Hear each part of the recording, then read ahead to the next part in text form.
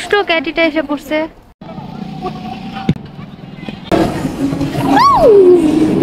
No way, smile করো।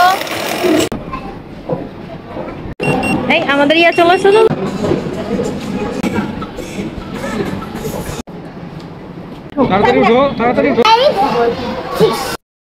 আসসালামু আলাইকুম সবাইকে, কেমন আছেন সবাই? আশা করছি সবাই ভালো আছেন। আল্লাহর রহমতে আমরা সবাই ভালো আছি। Welcome to my another blog. অনেকদিন পরে আবার আরেকটা ব্লগ নিয়ে আসলাম, সেটা হচ্ছে আউটসাইডের একটা ব্লগ।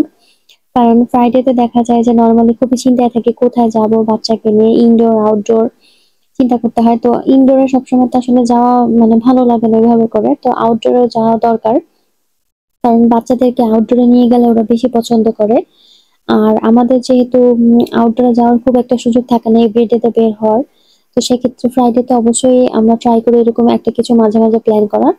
আর সেক্ষেত্রে এসে শেফস টেবিলে চলে আসছি। শেফস টেবিলটা আমাদের অনেক বেশি ফেভারিট এই কারণে, কারণ হচ্ছে বাসা থেকে মোটামুটি যেতেও কম সময় লাগে আর অল্প সময়ের ভিতর আমরা বেশ ভালো একটা সময় কাটাতে পারি। সেজন্য আমরা প্রায় সময় দেখা যায় যে প্ল্যান করে শেফস টেবিলে যাওয়া হয়। হয় না যে এক জায়গায় বারবার যেতে ইচ্ছা করে না, কিন্তু আসলে খোলামেলা জায়গা হলে এক জায়গাতে মাঝে মাঝে প্ল্যান করে যাওয়া উচিত। কারণ বাচ্চাদেরও রিফ্রেশমেন্ট দরকার, আর আমরা যারা বড়রা আছে আমাদেরও বাবা মা হিসাবে বলি বা ফ্যামিলি হিসাবে বলে আমাদেরও রিফ্রেশমেন্ট দরকার। তো দেখা যায় নর্মালি আমরা দুপুরে লাঞ্চটা করে বের হয়ে যাই আর প্রায় অনেকক্ষণ পর্যন্ত রাত পর্যন্ত ওখানেই থাকি। মাঝে মাঝে দেখা যায় ওখানে ডিনার করা হয় অথবা সন্ধ্যাবেলা হালকা পাতলা কিছু খাওয়া হয়। তারপর একটা বেশ ভালো সময়ও কাটানো হয়। আর সেদিন আমরা বেশ একটু আগে আগে চলে গিয়েছিলাম, তো ওই সময়টাতে খুব একটা ভিড় ছিল না, দেখতেই পাচ্ছেন মানুষ তাও ছিল আর কি। কিন্তু সন্ধ্যার সময় দেখা যায় এত পরিমাণে ভিড় হয়, আর ফ্রাইডেতে তো প্রচুর ভিড় হয়।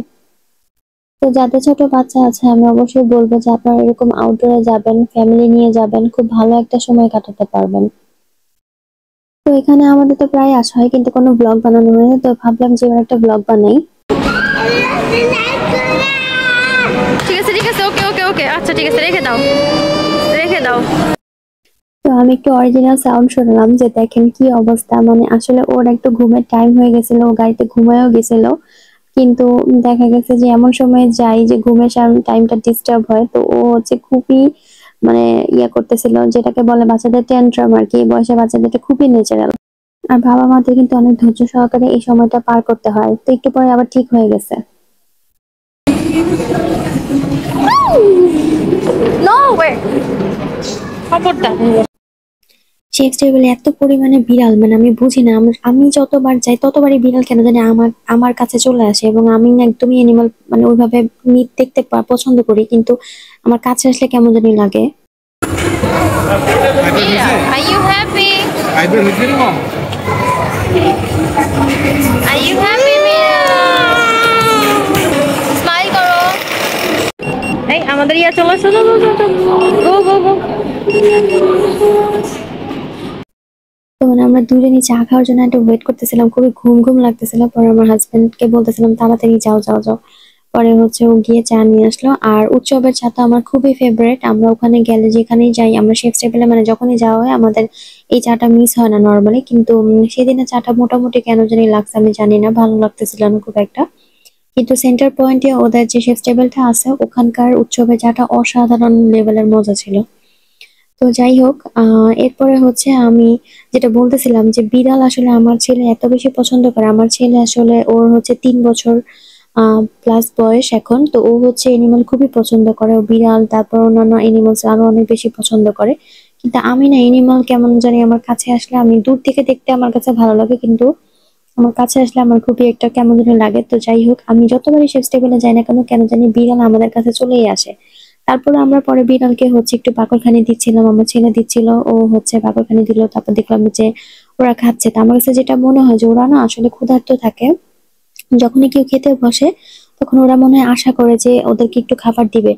তো এটাই আমার কাছে মনে হয়েছে। তো যাই হোক, আহ এখন এরপরে দেখেন এই যে আমরা একটু বের হব, যেখানটায় আমাদের মানে মূল আকর্ষণ সেটা হচ্ছে এই যে এখানটায় যাব, এই পার্কটাতে আমরা এখন ঢুকবো। তো আমরা যাচ্ছিলাম আস্তে ধীরে। তো যেটা বললাম যে একটু সময় নিয়ে যাবেন, আর হচ্ছে আউটডোরে বেশ খানিকটা সময় কিন্তু বাচ্চারা খুব এনজয় করে। আর এখানে যেহেতু অনেক ধরনের রাইড আছে, বাচ্চারা রাইডে উঠে, তারপর এখানে হচ্ছে বল খেলার জায়গা আছে, ফুটবল খেলার জন্য জায়গা আছে। তারপরে হচ্ছে আরেকটা যেটা হচ্ছে এখানে জিরো গ্র্যাভিটিটা তো আছে। আমরা এর আগে গিয়েছিলাম, তো ওইদিন আমরা আর ওই পাশটাতে যাইই নাই। কারণ এই পাশে আমরা ঢুকে যাওয়ার পর আমাদের যে কিভাবে টাইম চলে গেছে, তো যার কারণে আমাদের ওই সাইডটাতে আর যাওয়া হয়নি। তাই আমরা ভিডিও ক্লিপ ওই সাইডটা আর আজকে কোনো মানে ভিডিও আমি নেই নাই। তো এই যে বললাম না মানে ক্ষণে ক্ষণে বিড়াল আর কি। তো যাই হোক, তারপরে হচ্ছে আমরা এখান থেকে দেখতেছিলাম এই যে ফানকো পপের একটা স্টল আছে। এটা হচ্ছে আমরা সেন্টার পয়েন্টের শেফ টেবিলেও পেয়েছিলাম। তো এখানে এবার দেখতেছি, এবং এখানে অনেক ক্যারেক্টার আছে। যারা ফানকো পপ সম্পর্কে জানেন তারা তো জানেন, এটা বিভিন্ন রকমের ক্যারেক্টার এখানে পাওয়া যায়। তো আমরা একটু ঢোকার পর দেখলাম যে এখানে বুঝতেছিলাম না আসলে কোনটা দেখবো বা কোনটা নিব। তারপরে ভাবলাম যে আচ্ছা দেখি, সবগুলো একটু সময় নিয়ে দেখতেছিলাম। তো যাই হোক, এরপরে এই যে আমার ছেলে হচ্ছে স্টোন, তারপরে মানে সবকিছুর প্রতি তার অনেক মাশাআল্লাহ আগ্রহ। সে সবকিছু একদম নিজে নিজে দেখবে, নিজে নিজে করার চেষ্টা করে। এটা আমি খুবই অ্যাপ্রিসিয়েট করি। আমি কখনো ওকে বাধা দেই না এসব বিষয়ে। তাও আমি হচ্ছে যেটা মানে বাধা দেওয়ার দরকার পড়ে, সেখানে আমি বাধা না দিয়ে ওকে পুরো জিনিসটাকে এক্সপ্লেন করে বলার চেষ্টা করি যে কেন এটা করতে দেয়া যাবে না, কেন এটা ধরা যাবে না। যেমন আমি বলতেছিলাম যে স্টোন গুলা বাবা ফিক্সড, এটা ডেকোরেশন করে রাখছে, তো এটা আমরা নিতে পারবো না। দেন সে চলে আসছে। তো বিষয়গুলো হচ্ছে এভাবে আমি তাকে সবসময় আমার প্যারেন্টিং এর আমি তাকে এভাবে গাইড করার চেষ্টা করি, এবং ছোটবেলা থেকে এভাবেই করে আসতেছি। বাচ্চার সাথে কমিউনিকেশনটা অনেক ইম্পর্ট্যান্ট একটা জিনিস। আপনি যদি আপনার বাচ্চার সাথে জন্মের পর থেকে একটা কমিউনিকেশন বিল্ড করতে পারেন, এটা সারা জীবন আপনাকে কাজে দিবে। কারণ আপনার কথা আপনার সন্তানের কাছে কতটুকু মানে গ্রহণযোগ্যতা আছে, সেটা ডিপেন্ড করে আপনার সাথে তার কমিউনিকেশনের উপরেই, মানে তার সাথে কমিউনিকেশন স্কিলটার উপরেই ডিপেন্ড করে। এবং আপনার সন্তানকে আপনার বুঝতে হবে। যেমন সেই দিন আমরা কিন্তু প্রথমবার যাইনি, কিন্তু ওই দিন আমার বাচ্চা মোটেও স্লাইড করার মুডে ছিল না। সে সেদিন অন্যান্য গুলোতে আগ্রহ দেখাচ্ছিল। নর্মালি দেখা যায় সে এত স্লাইডে উঠে যে পুরোটা সময় সে স্লাইডেই উঠতে থাকে ঘুরে ঘুরে। কিন্তু সেদিন সে কিছুতেই স্লাইডে উঠবে না। তো বুঝলাম যে তার মুড নাই আজকে। কিন্তু দেখলাম যে মজার একটা অবাক করার বিষয় ছিল যে যেইগুলাতে ও উঠতো না এতদিন ধরে, সেই রাইড গুলোতে ও উঠছে। ক্যাটারপিলারের যেটা একটু আগে দেখালাম সেটাতে সে আগে উঠছে। এই যে এই জিনিসটাতে সে কখনোই উঠতো না, এইটা সে কখনোই লাইক করতো না। কিন্তু সেদিন দেখলাম পুরাই উল্টা, সে প্রতিটা এরকম রাইডে উঠছে। তো এটাই আসলে বাচ্চাদেরকে ব্যক্তি স্বাধীনতা বোধ দিতে হবে। তাদেরও একটা ভালো লাগার ব্যাপার থাকে, তাদের মুড সবসময় একরকম থাকে না। দেখেন স্লাইডারে সে তার উঠার কোনো মুডই ছিল না, তারপরে সে একটু মানে ট্রাই করছিল। পরে মজার বিষয় হচ্ছে যে সে ব্যাক করে চলে আসছে। তারপর এখানে দেখেন কি করছে, মানে সে স্লাইডে আসবে না, তারপরে তার মানে মনে হলো যাচ্ছে একটু আসি, তারপর দেখে দিয়েছে এখানে এখন আটকায় আছে।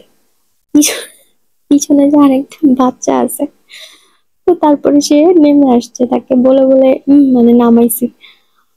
মানে হাসিও আসে, মাঝে মাঝে অবাকও লাগে। আসলে বিষয়টা বিরক্তের না, বিষয়টা এরকম যে এত কষ্ট করে নিয়ে গেছে, ওর যে মুড সবসময় একরকম থাকবে সেটা না। কিন্তু সেদিন মাশাআল্লাহ আমার ছেলে অনেক ভালো মানে ফুটবল খেলছে।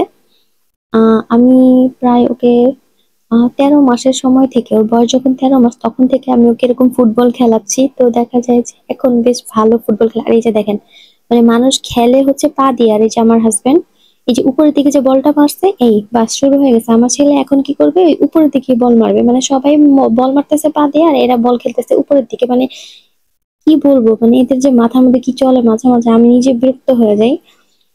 তারপর আমার কাছে অনেক ফানিও লাগে। তো যাই হোক, আমি যেটা বলবো যে দেখেন এখানকার ওয়েদার, ওয়েদার বলতেছে সরি, এখানকার পরিবেশটা দেখেন, যে সন্ধ্যা হয়ে যাওয়ার পরও কিন্তু বেশ অনেকটা আলো আছে। এবং সবাই মোটামুটি ফ্যামিলি বাচ্চা নিয়ে আসে, খেলাধুলা করে, ভালো একটা সময় কাটায়। তো পরে আমিও ওদের সাথে জয়েন করছি, কারণ ফুটবল তার একা একা খেলা যায় না। আমি আর কতক্ষণ ভিডিও করবো, তারপর আমি একটু ভিডিও নিয়েছি, কিন্তু আমি কিন্তু ওদের সাথে ফুটবল খেলেছি। তো এখানে একটা ইনসিডেন্স ঘটে গেছে, সেটা হচ্ছে আল্লাহ তাআলা আমার সন্তানকে রক্ষা করছে। মানে বাচ্চাদের সাথে যে ফেরেশতা থাকে, এটা আসলে সত্যি কথা, ফেরেশতা দিয়ে আল্লাহ রক্ষা করেন। তো পাশে বড়রা বল খেলতেছিল, ওই বলটা হঠাৎ করে আমার বাচ্চার গায়ে এসে লাগে, কিন্তু ভাগ্যক্রমে আমার হাজবেন্ড সামনে ছিল, ওর গায়ে আগে লাগে, পরে আমার বাচ্চার গায়ে লাগে। তো আল্লাহ তাআলা রক্ষা করছে। সেদিন একটা ভালো একটা বিপদ হতে পারতো। তো সবাই একটু সাবধানে থাকবেন বাচ্চাদেরকে নিয়ে যখনই আউটডোরে যান না কেন, আমি বলবো। এরপর আমরা একটু ডমিনোস থেকে পিৎজা খেলাম। তো এই যে এটা আসলে কি মানে বারবিকিউ ছিল নাকি, আমার আসলে নামটা মনে নেই এই মুহূর্তে। তো যাই হোক, মজার বিষয় হচ্ছে পিৎজা খাওয়ার জন্য আমাদেরকে লেখা ছিল যে 30 মিনিট পার হয়ে গেলে ফ্রিতে দিবে। তো আমাদের 30 মিনিট পার হয়ে গেছে, তো আমরা সাথে সাথে গিয়ে বললাম যে কি ব্যাপার ভাই, আপনারা তো বলছেন 30 মিনিট হলে ফ্রিতে দিবেন, পিৎজা তো এখন আসতেছে না। বলে এই যে আপনাদের পিৎজা রেডি। আমরা তো নিয়ে বসে আছি, তারা ওদের মিস হয়ে গেল। এনিওয়েজ, তারপরে এই যে এখানে এই যে গাছগুলো আমার এত ভালো লাগে, আমি বুঝতেছিলাম না যে এখান থেকে কি নেওয়া ঠিক হবে কিনা। তারপর আমি দেখতেছিলাম, তো দেখতে যতটা ভালো লাগতেছে আসলে নেওয়ার পর কি হবে জানি না। তো যাই হোক, এরপর আস্তে আস্তে ঘোরাঘুরি করে আমরা বের হয়ে চলে যাচ্ছিলাম। তো সবাইকে বলবো অবশ্যই আমার চ্যানেলটা সাবস্ক্রাইব করবেন, লাইক কমেন্ট করে পাশে থাকবেন, আর অবশ্যই এখানে যাবেন আউটডোরে বাচ্চাদেরকে নিয়ে ঘুরতে। আজকের ব্লগটা এই পর্যন্তই, আর বেশি বড় করব না। আর সেন্টার পয়েন্টের ব্লগটা আমার চ্যানেলে আছে, আপনারা চাইলে দেখে নিতে পারেন, ওখানকার শিপ টেবিলটা আপনাদের দেখা হয়ে যাবে। আর আমরা প্রায় এখানে 1 মাস পরে আসছিলাম, কারণ দেশের পরিস্থিতি এমন ছিল, তো বাচ্চাকে নিয়ে আর বের হয়নি। তো বেশ ভালো একটা সময় কাটিয়েছিলাম। সবাই আমাদের জন্য দোয়া করবেন, সবাই ভালো থাকবেন। আল্লাহ হাফেজ।